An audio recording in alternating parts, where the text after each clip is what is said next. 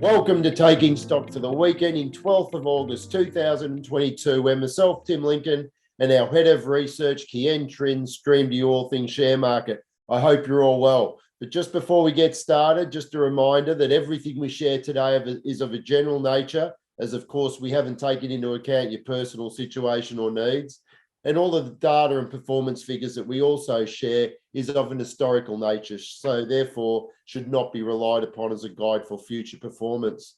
Well, Kien, it's certainly a very, very busy time of year for you and your team, and hopefully all of our members as well, as we're right in the cusp of reporting season. A lot of macroeconomic data coming out at the moment too, in regards to inflationary figures and pressures on interest rates, but good to see some of those are starting to abate.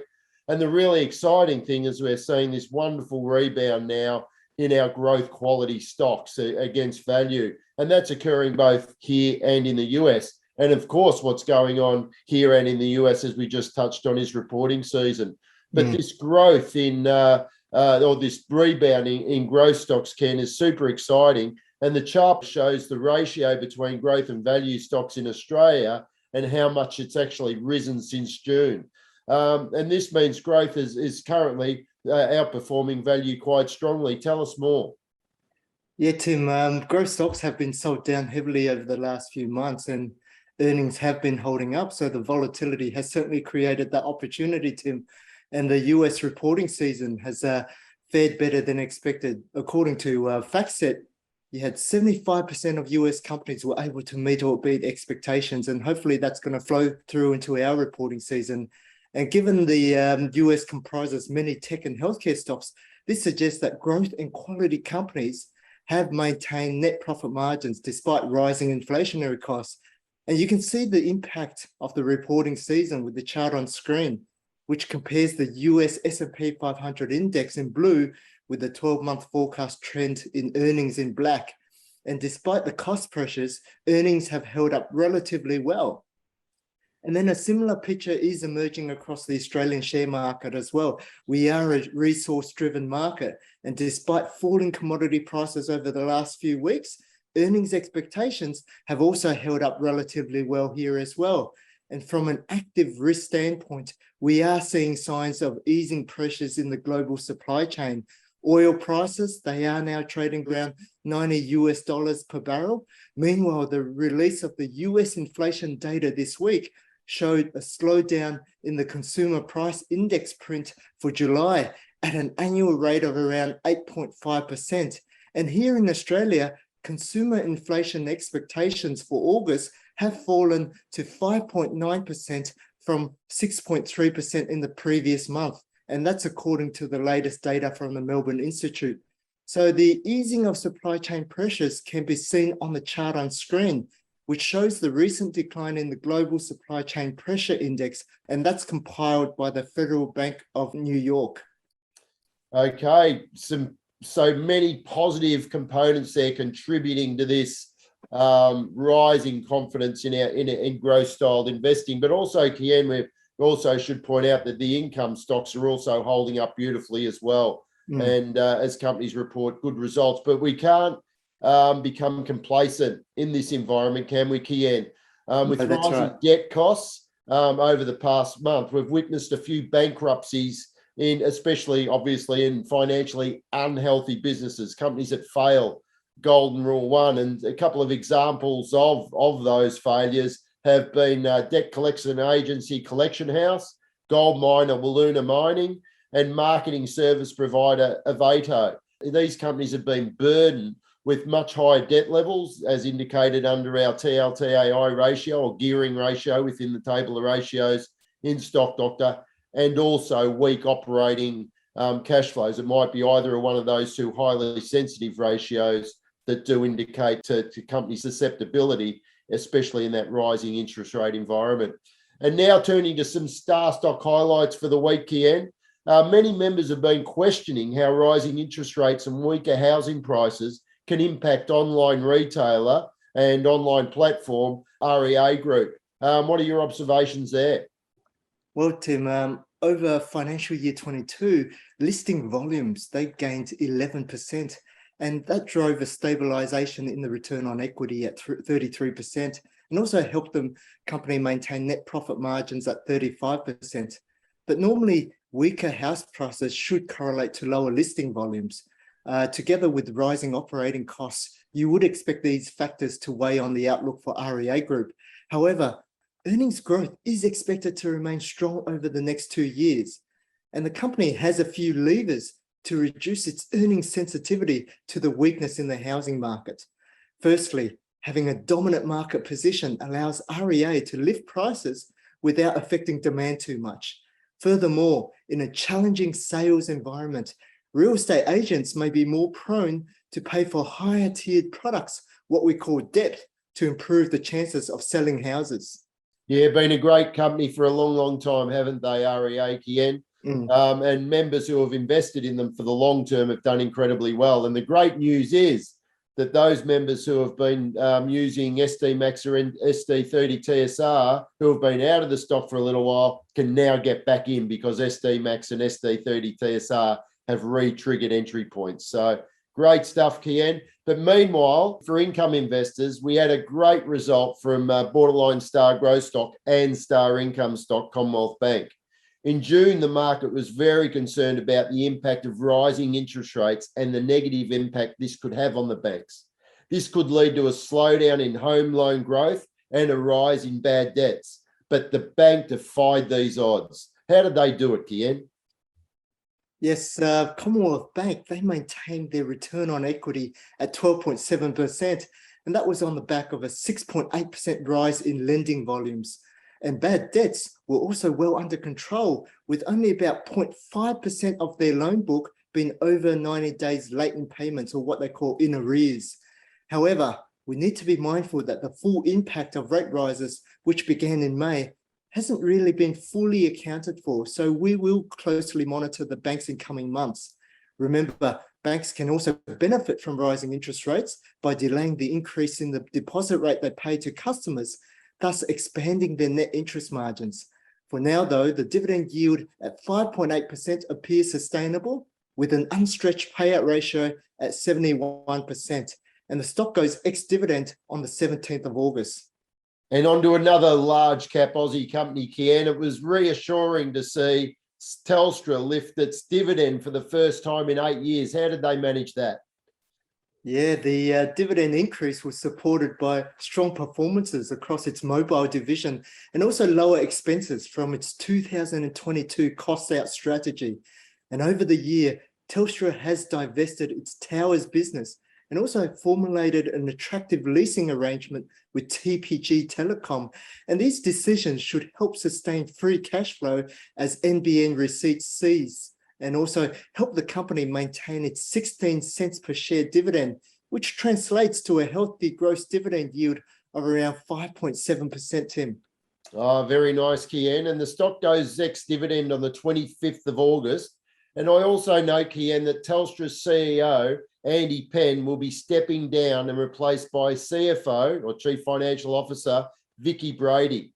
However, our research team is comfortable with the succession plan and does not view this as a major risk to Telstra's strategy and dividend policy going forward.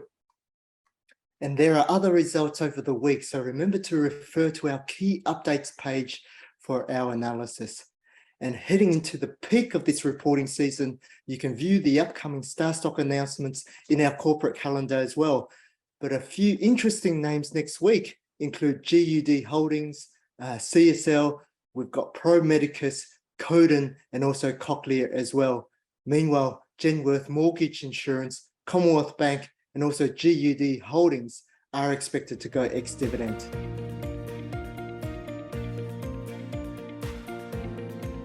And now to Under the Microscope, Kien. Mergers and acquisitions remain a key theme for the market, especially across the resource space. So this week, we put a spotlight on the takeover offer for copper miner Oz Minerals by BHP. So, Kien, why did BHP make an offer for Oz Minerals? Yeah, Tim, in recent years, BHP has positioned itself towards this growing renewable energy thematic. It divested petroleum and coal assets and invested in nickel and copper in the past. So it makes sense for BHP to have a tilt at Oz Minerals' copper assets, which are also close to BHP's Olympic Dam mine, allowing BHP to create synergies by utilising its infrastructure nearby. And Kien, until very recently, Oz Minerals were a star growth stock, but you have removed them from coverage, even when a higher bid may come through in the not too distant future for the company. So share with our members why you actually removed it. Yeah, here at Lincoln, Tim, we invest in facts and not opinions or speculation. Remember, there is also a chance that the deal could fail once BHP conducts their due diligence on the company. Remember, Oz Minerals, they've suffered from production and cost downgrades over the first half, and this has led to large negative earnings revisions, placing pressure on the company's forecast return on invested capital, which is expected to fall to around 9%. Okay, so you got some foresight there in regard to some negative numbers, and I've also noticed that free cash flow is also negative, Kien. And what's the reason for that, and does that pose a risk to investors? Yes, Tim, and this is the reason, also another reason why we've removed them. Oz Minerals, they appear to be experiencing quite high cash burn and negative free cash flow as it invests and expands in multiple projects. And this could lead to a large funding gap and also greater than expected debt drawdowns or even a dilutive capital raising in the near future, Tim. Okay, and with the deal potentially going through, it's some investors may be worried about whether it has a negative impact on BHP's dividend and financial health going forward. Should members and investors be concerned there, Kien? Yeah, given the small size of the deal relative to BHP's market capitalisation, the deal's only about 3%.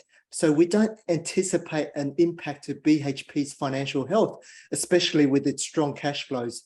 And in the near term, though, BHP could reduce its dividend payout ratio to preserve some cash to develop those assets.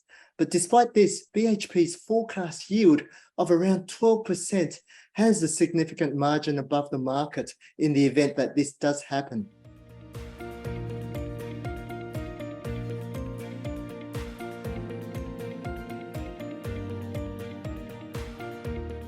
And now to question of the week, Kien. And reporting season here in Australia occurs twice a year, Kien.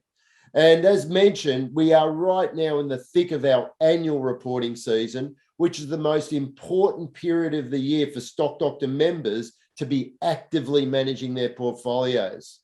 And with active portfolio management comes the discipline of buying and, more importantly, selling stocks, especially where there's been a dramatic deterioration in their fundamentals.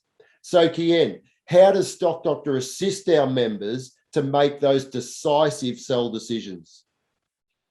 Yes, to help investors, Stock Doctor provides an objective 9 golden rules framework to allow you to control the emotional bias to a stock and also sell effectively. First and foremost, golden rule 1. If a stock is no longer financially healthy, then you should automatically sell it due to the heightened insolvency risks that's occurred. Also, golden rule 2, has the company sustained its profits, its margins and dividends? Does it still meet your objectives as a growth or income investor? And then golden rule 3, are the active risks too high? And could it impact the outlook guidance? And you can identify the extent of these risks using the 3-month earnings revisions metric or by referring to our commentary on the outlook and also the risks as well.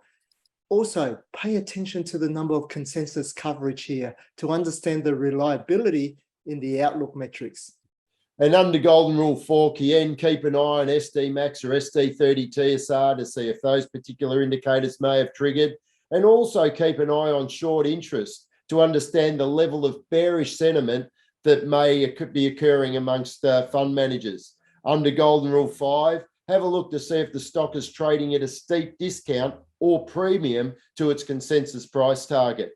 Outside of the star stock universe, a steep discount could mean that the stock is cheap for a good reason and could be a value trap, especially if it's financially unhealthy.